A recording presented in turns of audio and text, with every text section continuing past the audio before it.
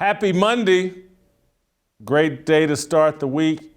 Happy Monday. Hope you enjoyed your Mother's Day. Hope you enjoyed your mother over Mother's Day. Hope you gave her a big kiss, told her that you loved her.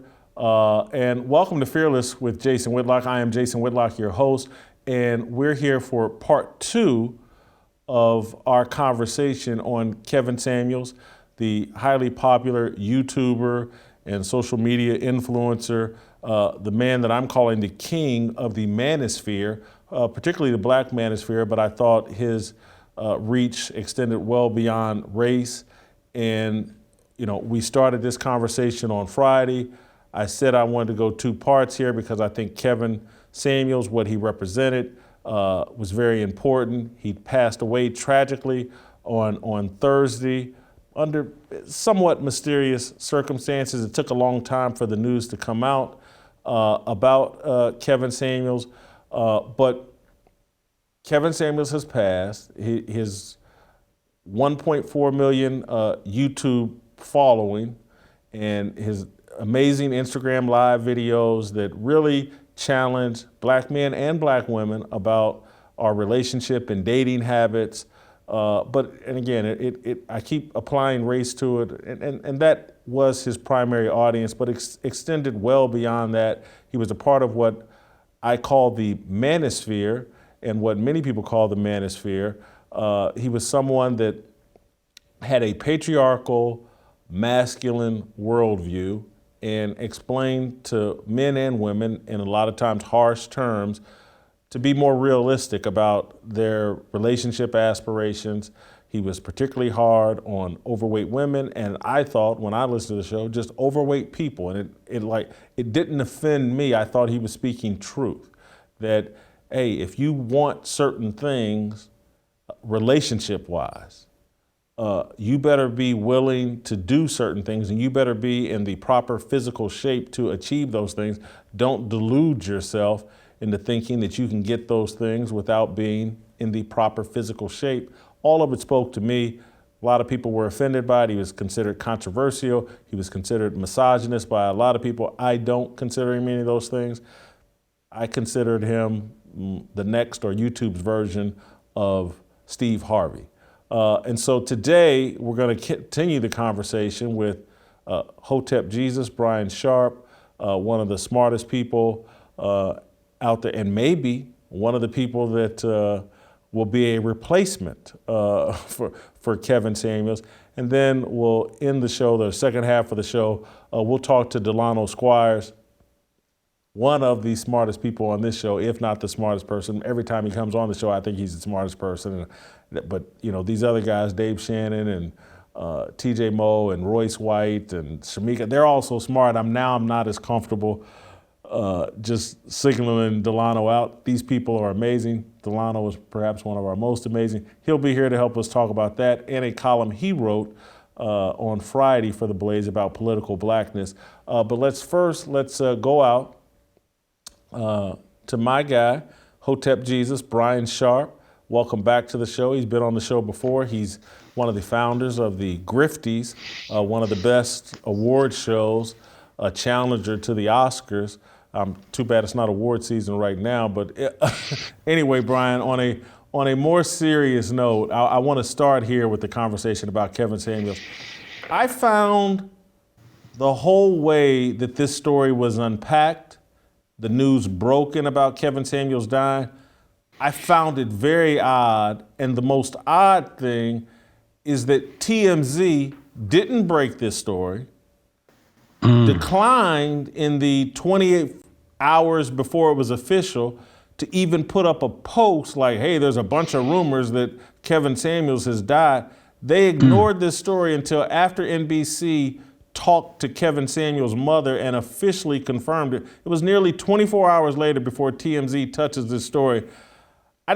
I found that odd, and, you know, I'm a bit of a conspiracy person. I'm like, is the Illuminati involved in this? Who's silencing this story? Did you find any of this odd? Yeah, that's the first source I went to, right? Usually when celebrity or individual dies, or pretty much any breaking news has to do with, frivolous topics. Not to call Kevin frivolous, but yeah, they, TMZ is usually right on top of it. Somebody dies, they are usually the first ones on top of it. I used to run a blog back in the day, and we only beat him to one death, and that was Michael Jackson. Is because I pronounced him dead before he was actually even confirmed dead, because I just had a feeling. But TMZ is usually all over those things, right?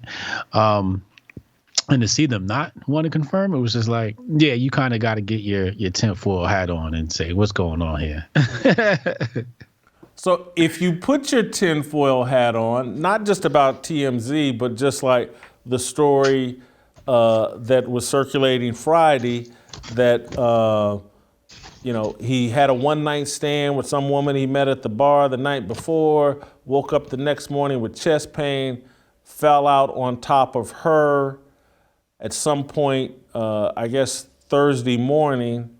And by Thursday afternoon, rumors are everywhere that he's dead, but it takes forever. If you put on, what did he, was it Viagra? Was it cocaine? Was it just a freak accident? Was it, I guess he had recovered from some form of cancer and maybe had health issues in the past.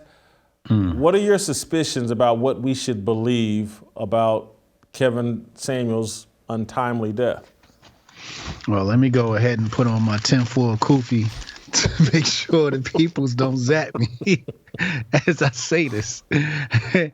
I believe that Kevin Samuels is one of the individuals that had an appointment with Mr. Johnson, or maybe it was Mr. Modern, or was it Mr. Miser? But I believe he undertook the jab. Clot shot? The clot shot. He actually took that thing. So that's my take. I'm saying we need to take a look at that and take a look at the autopsy and say, what kind of heart problems were there? Was it a clot? Because we just saw Mr. Johnson. He got TD'd. I think it was about FDA or somebody like that. But yeah, so that's my tinfoil kufi take. So is that based on the fact that we've heard him in one of his videos admit that he took the jab? He did, in fact, admit that he took the jab. Yeah, exactly. Yeah. It's one of those "hope has been told you" moments, we hate to, especially when somebody loses their life, we don't want to say "I told you," but this is a warning we put out to people. Be careful, especially melanated individuals, when we're dealing with these shots, because we're much more effective than other races by these things. And I hate to say it, but I think we got to make Mr. Johnson a suspect in the matter. We're probably treading on very dangerous ground, but I can't I can't disagree with you. But you know what I find interesting about that, Brian, is that I would think, based on Kevin's worldview, that he would have been unlikely to take the shot. It seems like he's somewhat betraying the values that he espoused. He's not the only one in that space. I'm not going to call out any names, but I know there's at least one other individual in the manosphere space. They call it red pill, whatever it may be, who did in fact take the clot shot. And he also ended up in hospital near death at one point.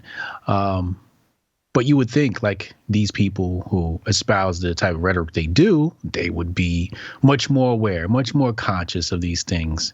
And it seems as though this is the one thing that slipped through the cracks of their consciousness and said, okay, it was okay for me to take this medical experimentation. Let me go ahead and do this. This is safe. They deem that. I don't know how, but it seems that some people in that manosphere space, there's like a line drawn as far as their consciousness is concerned. When it comes to male-female relationships, it seems like they're pretty much on point. But when you come outside of that, it's just like maybe they need some more sources of education. Ryan, put in context for my audience how important Kevin, or unimportant, maybe you think he's unimportant, but how important Kevin Samuels was, and if you think he was important, why? Well, I think it's absolutely important. I think he has shoes that could not be filled. I think the closest to him is probably Minister Jap, but I think Kevin gets away with it because of his style, right? He's going to put on a three-piece suit. He's got the little twirly thing going on in the background. And his image allows him to get away with some of the things because he puts on a gentleman persona, right? But then he says these derogatory things to people, which is basically just a mirror, which is basically just a raw truth, things that we think when we see people, but would not dare to say. And there's nobody really that's actually going to do that and fill his shoes 100%. I met Kevin Samuels. We were on the same podcast episode together on the Fresh and Fit podcast. I had a wonderful time with him. And behind the scenes, I thought that Kevin was a very weird individual. And I don't mean weird in a bad way, just weird, just different. He just wasn't like anybody else, right? And I remember one of the individuals there asked Kevin about, hey, how does my style look? He asked for Kevin's opinion, and Kevin just ripped him head to toe, like, you're wearing this, you're wearing sneakers, you're doing this, you're doing that. And I'm like, damn. I didn't agree with any of it because, I'm just not into the whole fashion thing. But I could respect his bluntness. He was very blunt. And like I said, we sat together, sat right next to him. That was the day he actually blew up. The same day he blew up was the World Star Hip Hop video. And I was sitting right next to him on the Fresh and Fit podcast. And he was sitting there refreshing his phone, looking at his views and watching himself go viral. And I was there at that moment. And we also did a Donovan Sharp show, The Six. That was great. We had a couple episodes. So I've interacted with Kevin before. But I think he's important, right? I think he's absolutely important because. Go ahead and, hold on, just for my audience, go ahead and describe that moment or what happened. You say the day he went viral. What do you target as the day that he went viral? What was it? What happened? Yeah, I can't remember the date. It was early. I want to say it was early last year. If you just type in Hotep Jesus and Kevin Samuels Fresh and Fit, the episode should pop right up. I believe we only did one episode together. He was sitting to my left-hand side. If you're watching it, that'll be your right-hand side. And I believe that was when he did one of his first IG lives with another woman on the other side, and he's berating her and basically bringing her back down to earth. And World Star Hip Hop picked it up, and that's really what made his career take off. I can't remember exact date, like I said, early last year. And he seemed to be pretty happy. Is that the video where he told the woman, "You're average at best"? Could be. It was, it was one of those. Yeah, it could be that one. I can't recall. But what was interesting to me was, like, I'm used to going viral. I've gone viral a bunch of times. I think this is his first time going viral. So the way he was taking it in was quite unique. But he took it in stride, and he was ready for it, and he was ready to make that ascension. And I think he executed the ascension really well, like 1.4 million subscribers on YouTube and, whatever. But I think what it was he found his niche, right? His niche was bring women on and then tell them about themselves. What do you want? Are you qualified for that, right? And bringing people back down to earth, men and women. And I think he found his niche, and that's really what it gave him that exponential growth. But you mentioned. Go ahead. Go ahead. No, I was just going to talk mentioned. I'm gonna go ahead. You mentioned that you don't think anybody can fill his shoes. Right. Why do you say that? Aren't there some candidates out there? Like I said, the closest thing to him is Minister Jap. But Minister Jap isn't clean cut. Right? It's like cursing somebody out, but singing the curses to them in a beautiful melody, right? Kevin Samuels is giving you the truth, but he's not doing it in a white tee and a hoodie. He's doing it in a $5,000 three-piece suit, and he's doing it almost in a gentleman manner. And I don't think, and his delivery was usually very accurate, right? It was precise. He knew how to handle women, not in a controlling manner, but you weren't going to disrespect Kevin on this platform, right? But he did it with class. Right, there was a touch of class to he really had an art form, the way he handled people was definitely artistic. Because I've seen other people in the manosphere, they have back and forth with women, and it's just like it turns into like a big fight. With Kevin, it seems like none of these things ever ended in a fight. It just always, and it seemed like women were lining up to be on the show, right? Like, as much as they say women hated him, black women were lining up to get his advice. What should I do? Da da da da. They loved Kevin, for the most part. I think a lot of people loved Kevin, but the niche he filled, like I said, the closest thing is Minister Jap. But Minister Jap, in order to be Kevin Samuels, he'd have to not be Minister Jap, and I think Minister Jap is great as he is and shouldn't change. But yeah, Kevin Samuels. I mean, just the way he would tell people, like, "What? You're fat." You're not supposed to tell people you're fat. Like, that's just something you're not supposed to do. Like, people ain't got no problem telling me that. Yeah, right. Hey, I want to play a clip from another thing that I thought enhanced his traction or relevance, his beef with Umar Johnson. Oh, wow, I forgot about that. Dr. Umar, for people in my audience, he's like the Minister Farrakhan light of this era. And so here is Kevin talking about his beef with Umar Johnson. I think this is on Vlad TV. Over the course of my shows, I've oftentimes had women call in and say, "We don't like your tone. We don't like your tone. We don't like your tone." And when I say, "All right, if you don't like my tone, who does it better?" And on 2 or 3 occasions, women have called in and said, "We prefer you like Dr. Umar Johnson." And I joked, and one time I made a clip. I was like, "So you want me to talk to you like Dr. Umar Johnson?" And I kind of did an impression of him and some guys who are kind of in his sector, because I don't have any problem with Dr. Umar Johnson. What's funny is he and I probably agree on the majority of things. We disagree on some things, but we're far more aligned. But if I had to guess, people have been trying to get folks to come at me, so I would guess they probably got shown to him and taken out of context. I can see how it kind of been insulting, and my point of making that reference was not to say that he's a bad person. My point was to say that the reason you allow, if I had like 2 kids and I were married to their mother, I get roasted for that. They're pulling my high school pictures and everybody's trying to call me gay. I'm like, they're just trying to make up everything in the world. I'm like, well, so what you're showing is if a man tells you or talks to you in a way that you like it, a lot of stuff is excusable. But if a man just happens to say 2 + 2 is 4, here's the facts, data, and statistics, look at it yourself, then you get mad and say, you're bad and we got to destroy you. So we don't have any problem. We don't have any beef. I don't have a problem with him.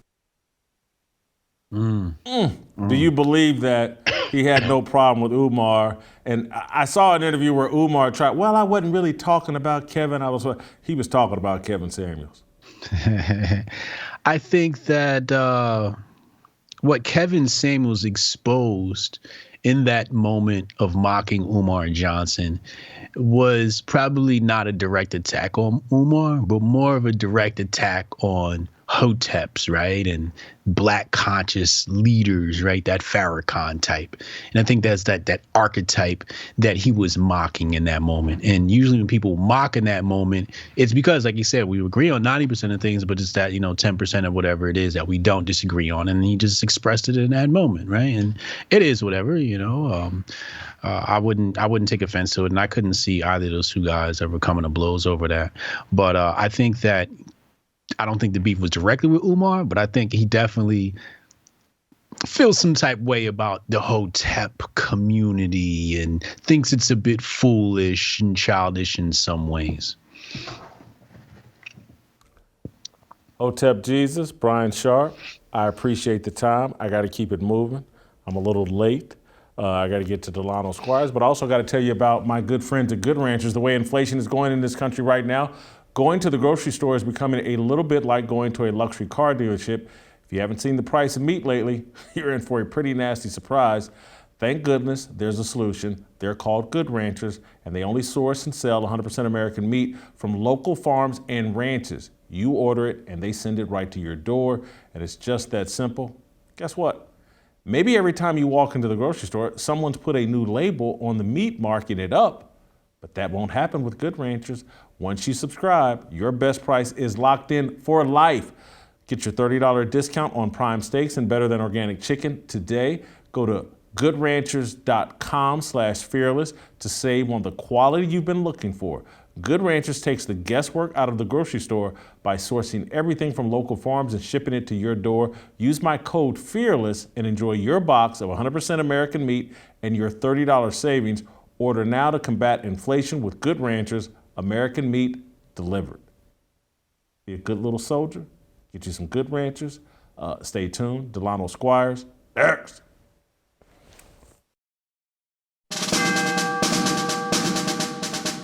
We must exist in a state of man glorious, as we are protected by the red, the white, and the blue.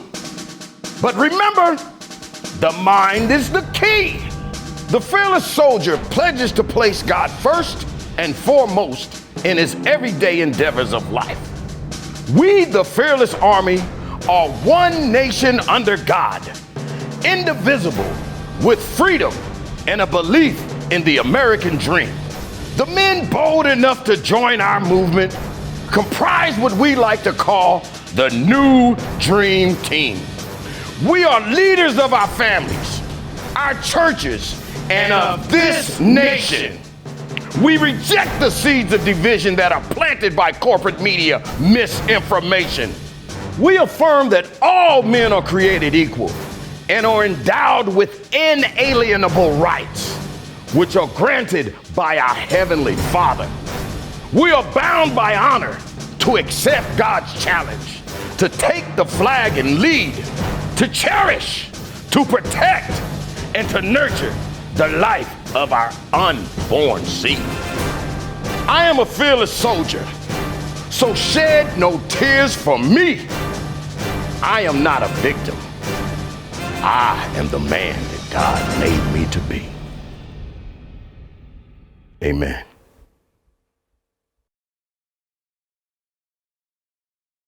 All right, welcome back. Welcome back to Fearless with Jason Whitlock. We're going to continue the conversation about Kevin Samuels with Delano Squires. But before I do that, I want to talk to you about my friends at First Leaf. It feels like you need a degree in grapes to find great wine.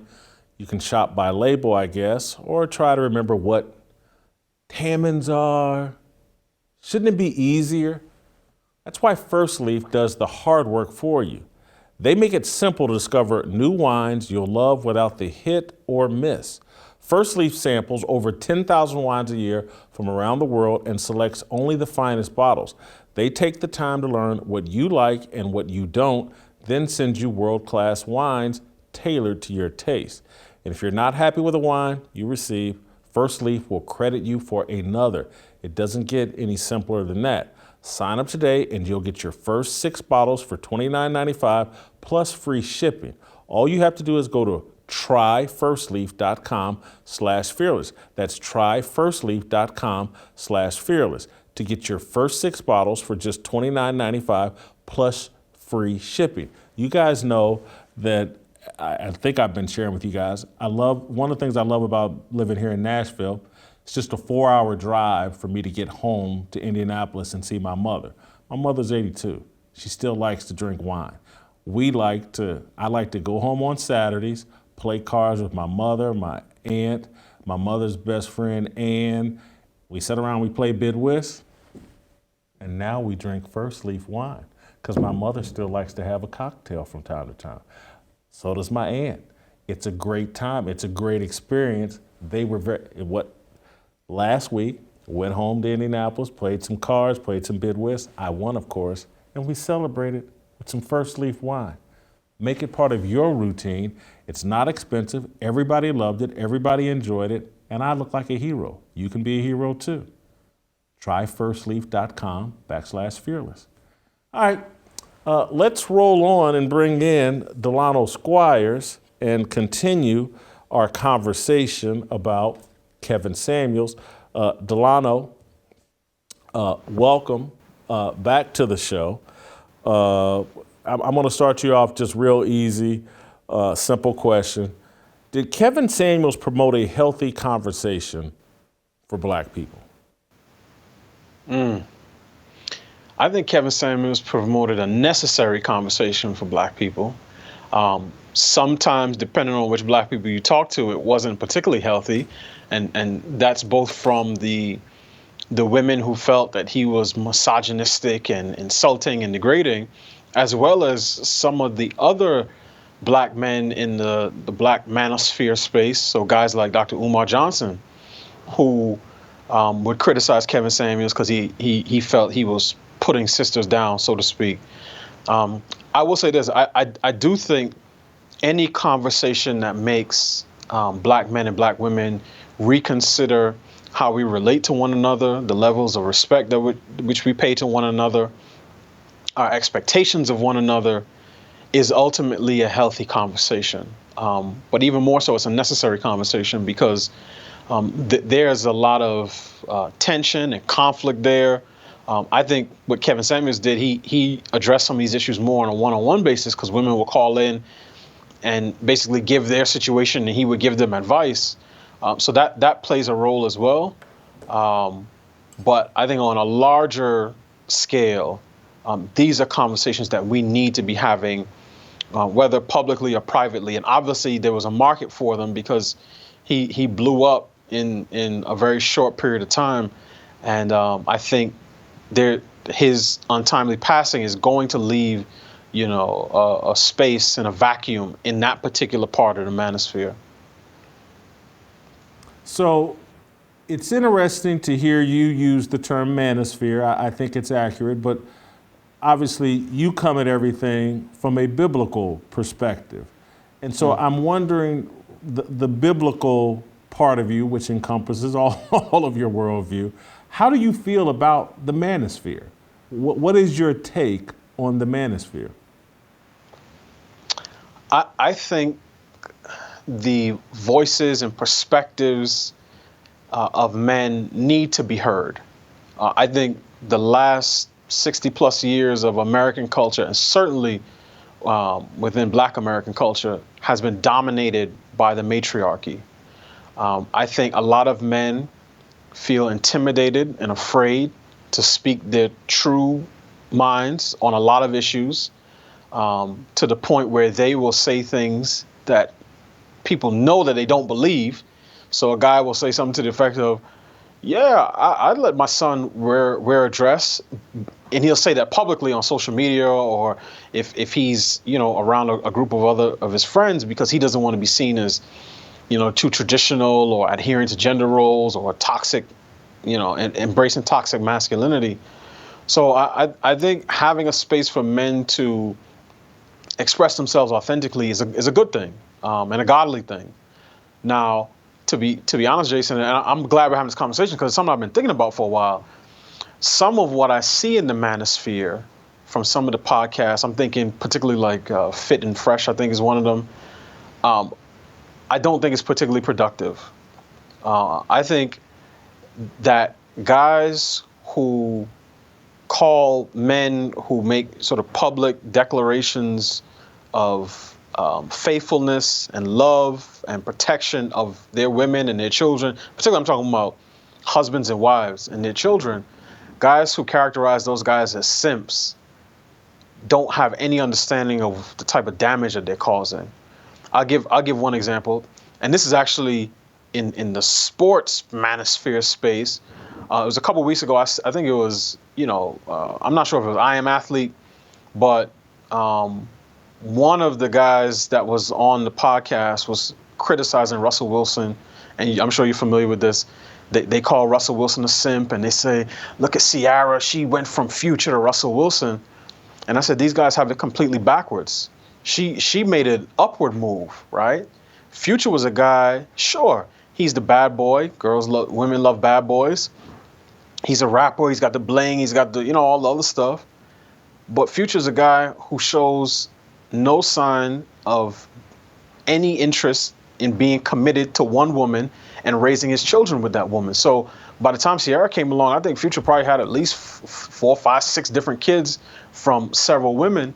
And Russell Wilson stepped up and said, like many men, including black men have done throughout history, and said, when I take you, I'm taking everybody that's coming with you, and I commit to you and you only, and we're going to build a family together. So to the extent that there's parts of the manosphere that sees that intentionality as weak and unmanly, they are actually doing just as much damage to the prospect of rebuilding the black family as the radical feminists are. Yeah, I think Channing Crowder made the comment that you're talking about. Yeah, that's his name. And here's the thing I think about the manosphere, Delano, is that Kevin Samuels would have never reached this level of popularity and importance if ministers and the black church were actually doing their job. This masculinity that all boys and men crave and that the world needs, it's in short supply inside the church. And I can primarily speak about churches dominated by black people because that's where 99.9% of my experience exists. And it has become so feminized inside the church that people like Kevin Samuels, just by taking a handful of God's principles and talking them out loud, built a massive following and standing on those principles boldly and proudly. And I will say, and the black church, the Christian church, has been failing at this for a long time because we've seen people fill this void. Louis Farrakhan, at one point in the Nation of Islam, was providing bold, masculine thoughts about what black men should do and what relationships should look like. And we ran and were attracted to that, even though we disagreed with the religion. Now they've removed religion from it, and guys like Kevin Samuels and other people, Tommy Sotomayor, built a following or whatever. And this would not be the case if the church and ministers did their jobs. I think that's a fantastic point. I do think that it's weird to say it this way, but in many respects, the secularization of the church itself has made it less effective in being able to preach some of these messages. Certainly the secularization of American culture, and within that, black culture, means that fewer and fewer black people are going to church. Fewer children are going to have that relatable story of going to church with their mom or big mama on Sunday, and she looking down the pew and the kids straighten up because you realize you're about to get in trouble. Fewer kids are going to grow up with that. The current generations are becoming more and more secular. So I agree. I think ministers are missing in action in that respect. But to your point, I think Kevin Samuels filled a need. Now, I'm not sure the psychology that goes into women who will call a guy who they know is going to say things that may hurt their feelings. And you could tell because some women end up hanging up or they argue with him back and forth. But there must have been something there that they were looking for. And this goes back to one of the things that truth. And I think the type of masculine, fatherly advice and correction that many women, and especially many black women, do not get. One of the biggest problems with relationships in the black community is that a significant number of black women learn everything they know about black men from other black women, many of whom have never been able to hold together a successful relationship for more than one election cycle. So there is a lot of bitter and rancid milk that's going out to the babes and the pups that a lot of us, male and female, have been nursing on for a long time.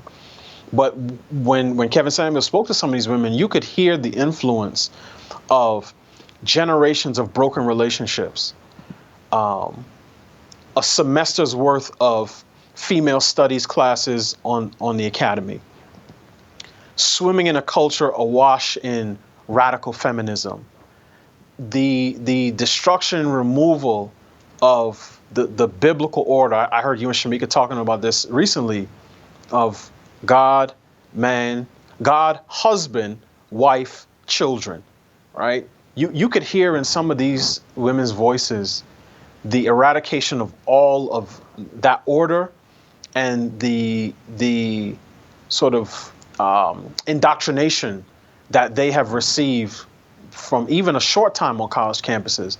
And I think what Kevin Samuels was trying to do, whether consciously or subconsciously, is to reverse some of that process or slow it down and at least help some of these women understand, hey, the expectations that you're setting for yourself in terms of what you require and desire and demand from a man are not particularly realistic.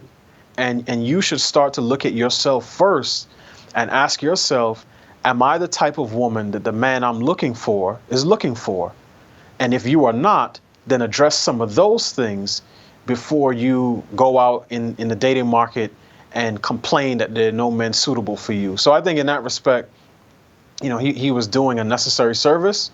Again, it just remains to be seen if anyone takes up that mantle and in what direction these conversations between black men and black women go, and ultimately where they lead.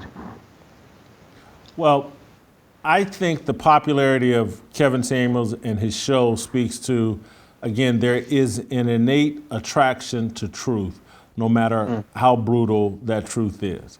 And I think that black women and women in general know, man, we've emasculated the men I'm in relationships with so much, they're afraid to tell me the truth.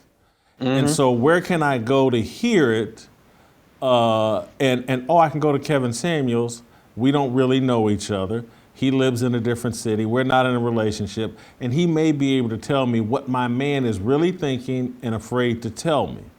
And so it's the cowardice of all of us men, and then we place ourselves in irresponsible relationships where they're founded on lying to each other, and we're good with that. Oh, as long as she's having sex with me and I got a date to go, something to do on Friday nights, I'm going to tolerate this foundation of lies.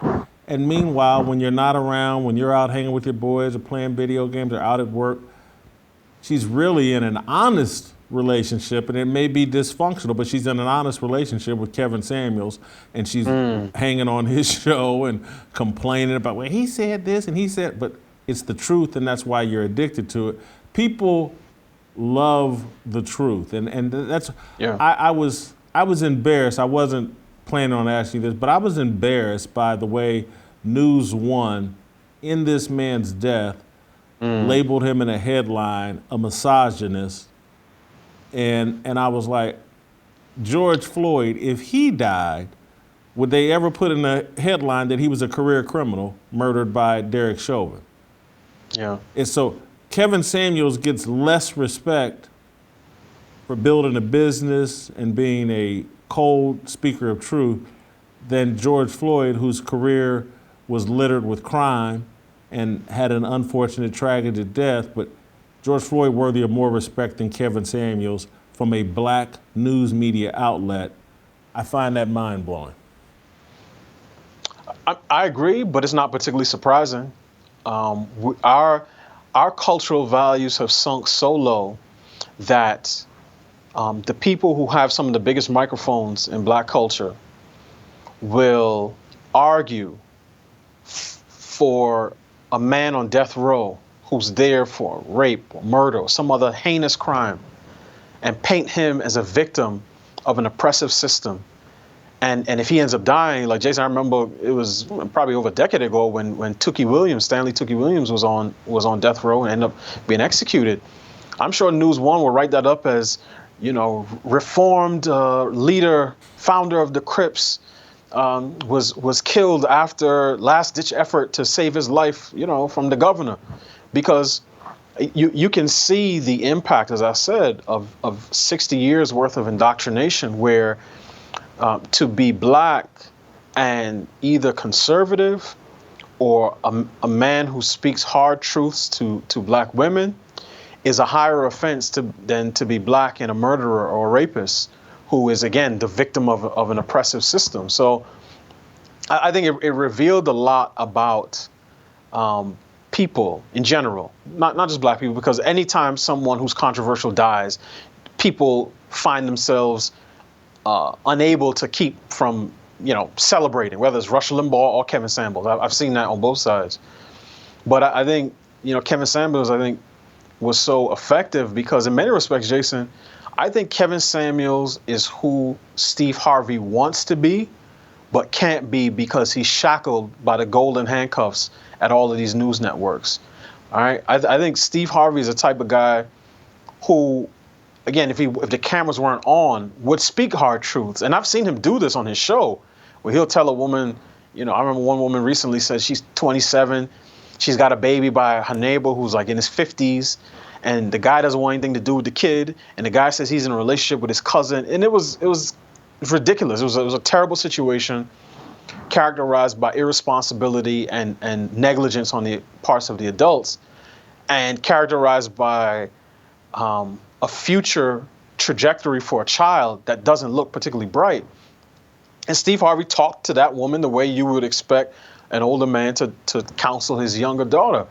But he knows that he has to tread lightly, because it's all good when the women in the audience are laughing because they all know that what the woman speaking is saying is ridiculous. But if he ever steps on the right toe, the right bunion on the right foot, and the women start to howl and say, "That was misogynistic, Steve. How could you say that?" Then he's going to suffer consequences. And I think that keeps him in line in a way that Kevin Samuels, who was building his platform on YouTube, outside of the restrictions of corporate media, was able to say certain things in a certain way to certain women that didn't get him canceled. And I think that's one of the big differences between the two. Delano, stick with me for a quick second. I want to tell these guys about Preborn, and then we'll come back and talk about your column on political blackness. Preborn, throughout the whole of the world, the leading cause of death is abortion. In the United States, murder has become a wholesale business since Roe versus Wade. We've killed over 63 million children. Nearly 25% of pregnant mothers do not choose life. The Ministry of Preborn and Blaze Media are partnering to help rescue 50,000 babies from abortion in 2022. Preborn is the direct competition to Planned Parenthood and the largest provider of free ultrasounds in the United States. When you let a woman see her baby on ultrasound and hear the heartbeat, she is 80% more likely to choose life for her baby. Preborn partners with clinics in the highest abortion rate cities and regions across the country. And when the mother chooses life, they provide maternity and baby clothes, diapers, car seats, counseling, and much more free of charge.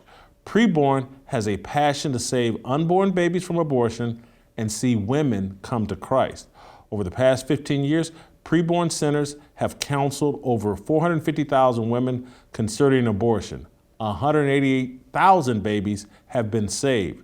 Will you help rescue babies' lives? To donate, dial pound 250 and say the keyword baby. That's pound 250, keyword baby. Or go to preborn.com/fearless. Guys, I know we have had good news from the Supreme Court, but the fight isn't over. It's not remotely over, and we have to continue to support Preborn if we want to save lives. Be a good, fearless soldier. Preborn, keyword, pound 250, keyword baby, or preborn.com/fearless. We need to continue to support these guys at Preborn. All right, let's roll back to Delano. And Delano, I want to talk about your Friday column, or I want you to talk about your Friday column about political blackness and why, like, if Joe Biden and that, if he's defining what blackness is, you don't want any parts of that. Yes. So everyone is familiar with, Biden's comments during the 2020 election where he was telling, Charlemagne from the Breakfast Club, that if you don't, I'm paraphrasing, but if you don't know whether you're going to vote for me or the other guy, then you ain't black. And, he took a lot of heat for those comments online and from his black supporters. But it was interesting because both Jamel Hill and Nicole Hannah-Jones chimed in and basically said that what Biden was saying was, whether people agree with it or not, was an accurate assessment, right? They, and particularly Nicole Hannah-Jones, use the framing of political blackness versus racial blackness. And she said everybody knows that that is a thing. And anybody who acts like it isn't being honest. And she deleted that tweet. It's unfortunate that she did. I thought it was, again, an accurate assessment in terms of how people see these things. So Jason, as I was writing the column, I was using political blackness as the term. And right when I was getting ready to hit send, I said, no, I got this all wrong. This is Biden blackness, because I believe in attribution. As a budding writer, I believe in attribution. And Biden's the one who coined this phrase about you ain't black if you don't know whether you're down for my agenda. And I think it is only right to give him credit for Biden blackness and Biden blacks. So the rest of my article was basically about what Biden blackness looks like. And I say I'm not down for Biden blackness because it is a worldview steeped in self-loathing, the inability to properly assess the threats and the barriers to progress, an unwillingness to speak hard truths, and an unhealthy preoccupation with the thoughts, words, and behaviors of white people. None of those things are things that I'm interested in.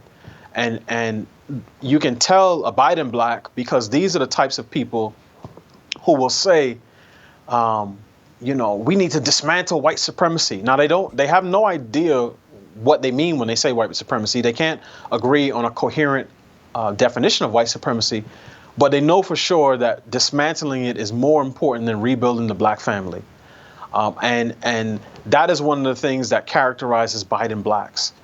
The other thing, though, is that Biden blackness is not just about black folks.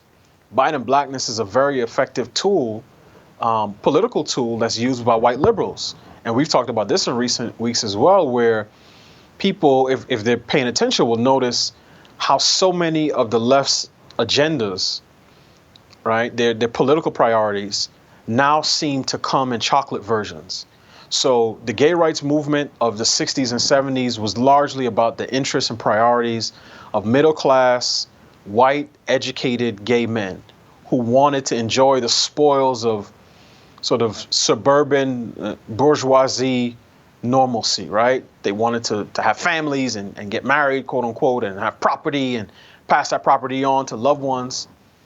Now, every time you hear about LGBTQIA2+, SP, MAP agenda, right? It's Joe Biden talking about Transgender Day of Remembrance and how, let's remember that black and brown trans women of color are being brutalized. And every time they talk about LGBT, black and brown always gets attached. It's the same thing with abortion. In the wake of the leak at SCOTUS, all you've been hearing is that the overturning Roe was going to negatively impact black and brown women, and LGBTQ plus women, and low-income women. So the left has gotten hip to the game. They realize that if they inoculate themselves with the black scene, right? If they wrap their agenda in black wrapping paper, that it's a lot harder to criticize. So white liberals have a stake in Biden blackness. Black elites have a stake in Biden blackness, and the people who lose out are the black masses, because we end up saying to ourselves, well, I'm going to vote for this particular candidate because they look like me. And then that candidate who embraces Biden blackness ends up working against our agenda. So whether that's in school choice or whether that's in public safety, we end up doing ourselves a disservice because we end up accepting a race card that's being dealt from the bottom of the deck. Love the point, love the term Biden blackness. The point really, really makes sense to me, particularly considering who the White House's next press secretary is, a black woman who just happens to be LGBTQIA+, and Jen Psaki made sure in her tweet congratulated. She's gonna be the first black woman and the first openly gay, blah, blah, blah. Every time they talk about this stuff, they put a black face on it, and it's sitting out there trying to tell see, black people, we're gay, you're gay. Biden that's part of Biden blackness is being gay or transgender or an abortion user. Anything that can't produce life, that's black, according to Joe Biden. I gotta let you go, Delano. Awesome job. Thank you so much. Enjoy the rest of your Monday. That's tomorrow, I hear. That means, no, we won't see you tomorrow because we're off the rest of the week. Thank you.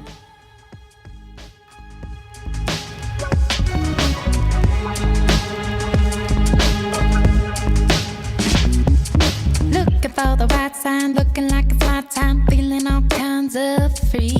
These words are our religion, our regrets and our decisions. We all wanna go to heaven with freedom. It's my obligation, no hate, discrimination, raising up your hands for freedom. Raise up your